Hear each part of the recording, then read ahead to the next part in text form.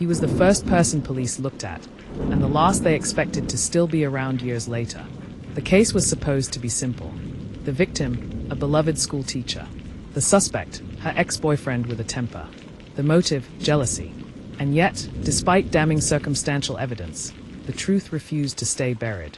What started as an open-and-shut case in Willow Ridge, Ohio, evolved into a haunting tale of tunnel vision, institutional failure, and the life-altering cost of being in the wrong place at the wrong time. The public believed justice had been served. But years later, the real story began to emerge, one detail at a time. This is the chilling journey of Michael Trent, a man vilified in headlines, condemned in court, and ultimately exonerated after a decade behind bars. Welcome to True Crime Hub. Today, we uncover how Michael became both the first suspect and the last one standing. Michael entered Coldwater State Penitentiary in April 2009. Prison was cruel. As a convicted woman killer, he was targeted. He suffered 2 assaults in his first year. He kept his head down.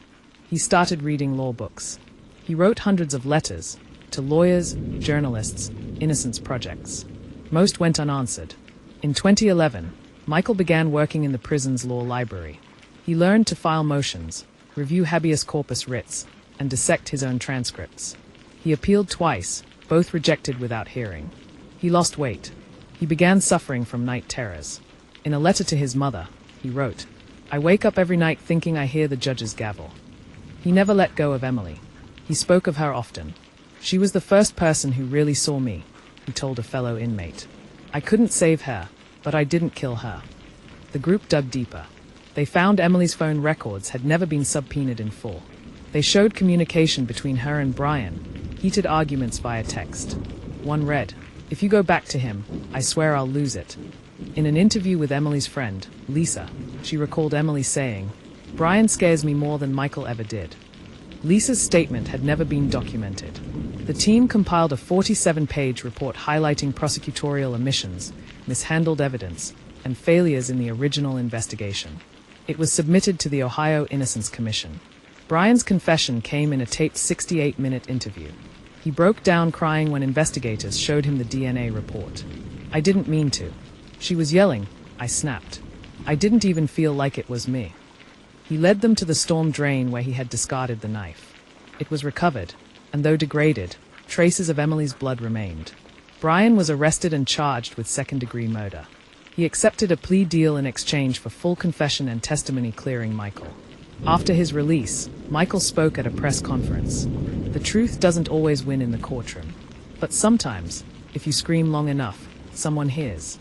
The DA's office issued a statement blaming failures in evidence processing but never apologized. Prosecutor Elaine Darden refused to comment. Michael moved in with his sister in Columbus. He had difficulty adjusting. He couldn't sleep with the lights off. The sound of keys made him flinch. He began therapy. He started journaling. Writing helped him organize his rage.